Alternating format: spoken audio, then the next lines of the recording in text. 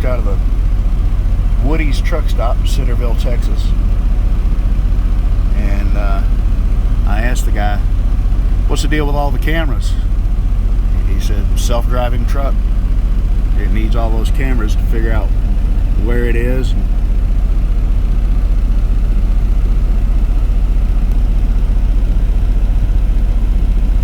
So there you go.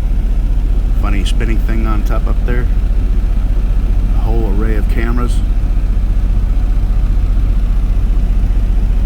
He says the driver still has to log on duty when the truck is in motion.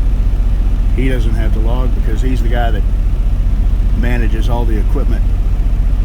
So I guess they're still trying to figure all this stuff out. And there's the name of the company, the USDOT number, and I don't see an IFTA sticker on there anywhere. But there's another camera thing back there.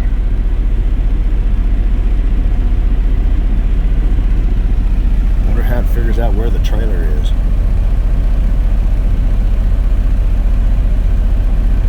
And I bet the driver still has to back it into a dock. Don't know that for sure, but I would assume so.